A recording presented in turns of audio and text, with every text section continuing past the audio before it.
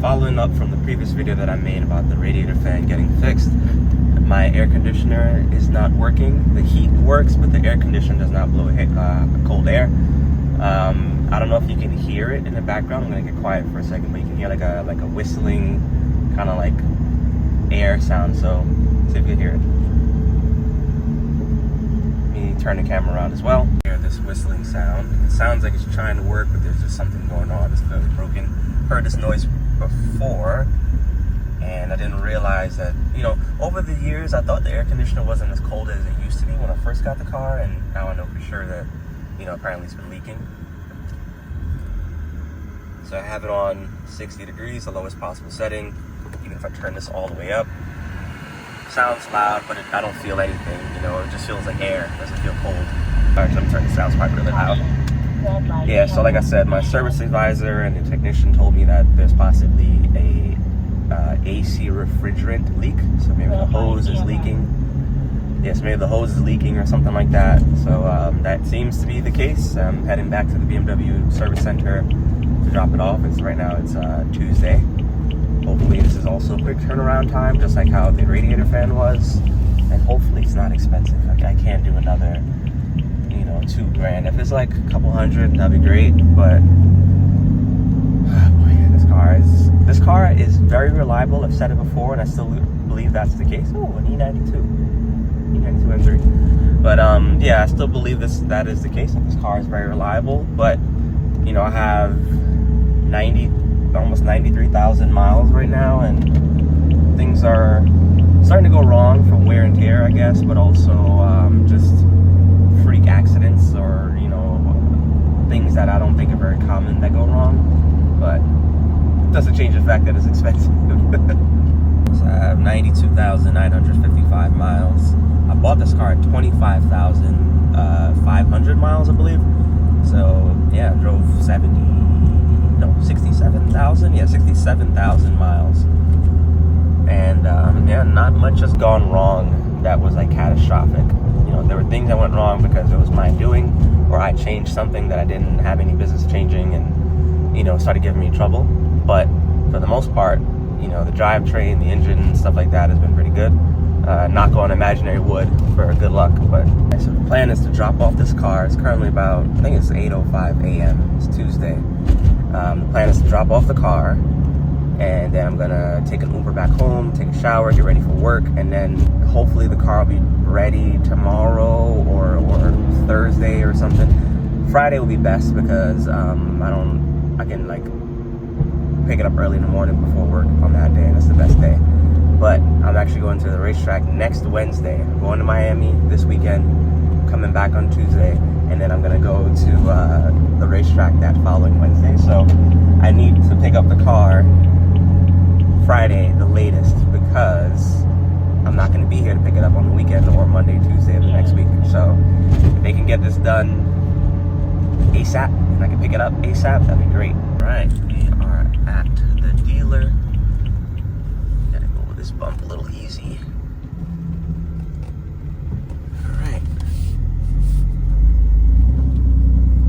Just like the previous time, I'm dropping the car off for a diagnostic. It'll probably take a day or so for them to figure out what the problem is, and then they'll send me a video explaining what it is and what it costs and all that stuff.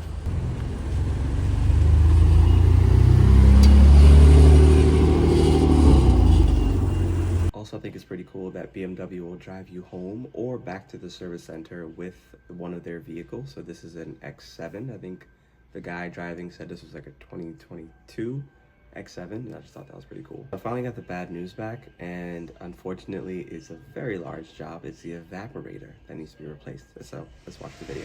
We have a couple things going on here. Last visit you were here, we actually put some dye in the AC system.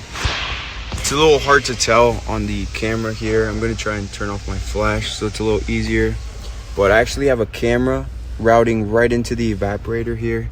As you can see here, again, it's a little difficult to tell on camera, but I'll try to put a picture in it on the next screen as well. As you can see, you have like a bunch of like oily type stuff going on here, and if you can tell on the camera, it's actually like green, which is actually the color of the UV dye, and it's also the color of the Freon. So unfortunately, as you can see, it's actually getting all over your evaporator there. That's essentially what's causing the leak in your AC system. The only unfortunate part is that the dash would have to come out of the vehicle in order to have this replaced. So unfortunately, you are going to be needing an evaporator on your vehicle. Again, it was a little difficult to show on camera, but I'll try my best to put in another picture as well. We could definitely see on the camera all this dirt that actually gets trapped there when, like, there's an oily type fixture on the evaporator or on any object. Honestly, that's what collects all that dirt. And you could see on there all the greenish type fluid. Again, that's the UV dye, the refrigerant.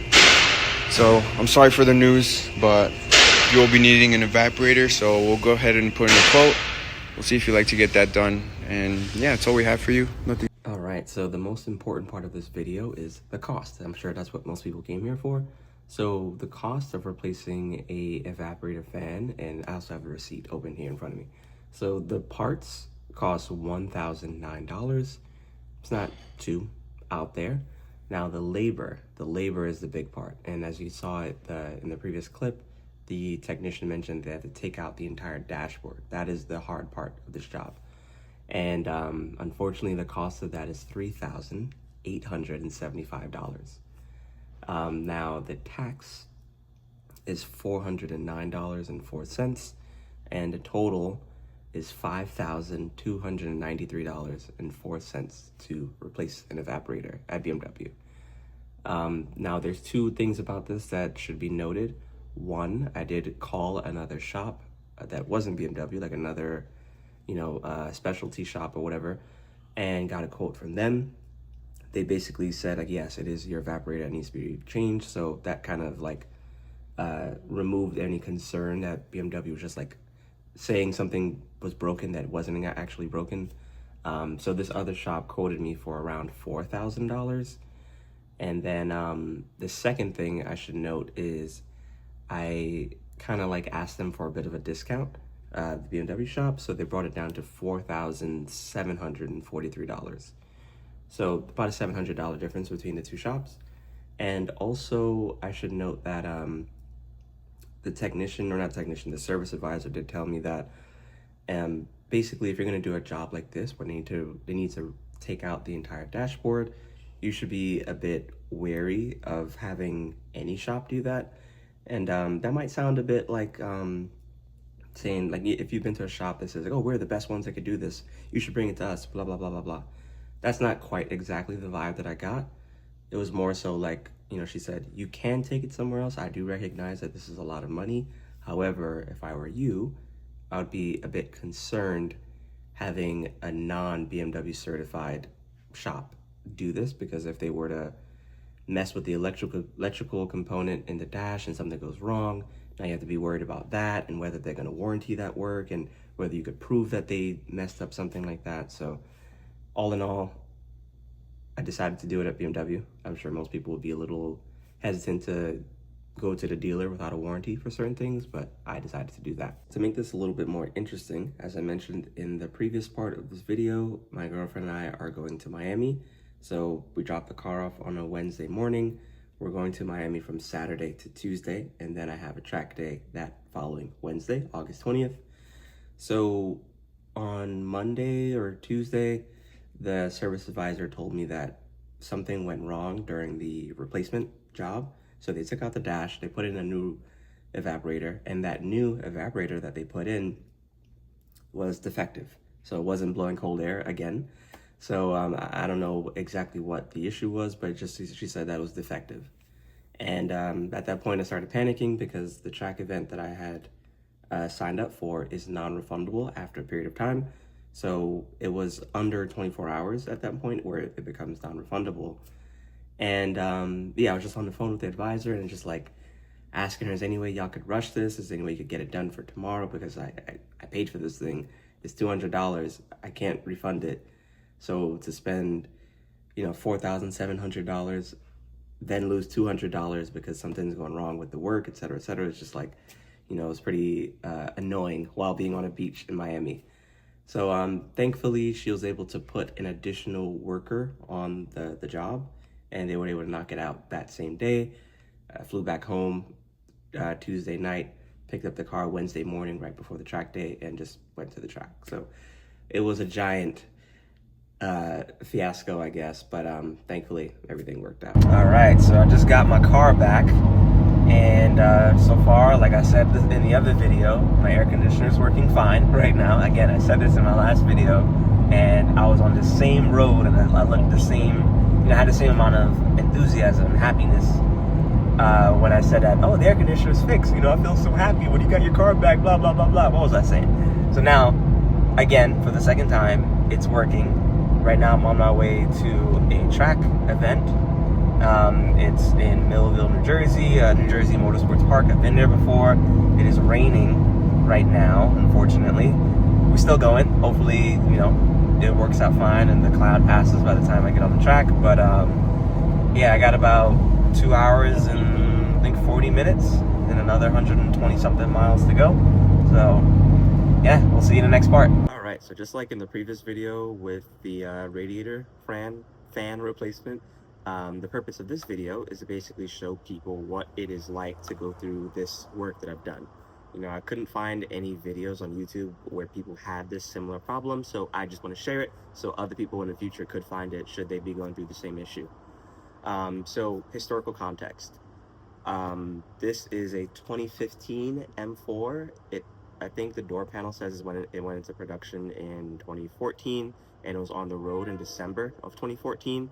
So as of this moment, August 26th, 2025, it is a 11-year-old car. I bought it in February of 2018, and that means I've had it for about 7 and you know 3/4 of years. So also, in addition to that, I've driven it in New York City for those years. It's cold in the winter, it gets to 20 degrees. It gets hot in the summer. In the summer, I use the air conditioner every day, literally. Even if I have the windows down, I have the air conditioner on. Yeah, so as of recently, I started doing track days and stuff. So maybe that accelerated whatever was going wrong with the evaporator. Also, in the beginning of this video, I mentioned that I started to notice the air conditioner was not getting as cold as I remember it was when I first bought the car.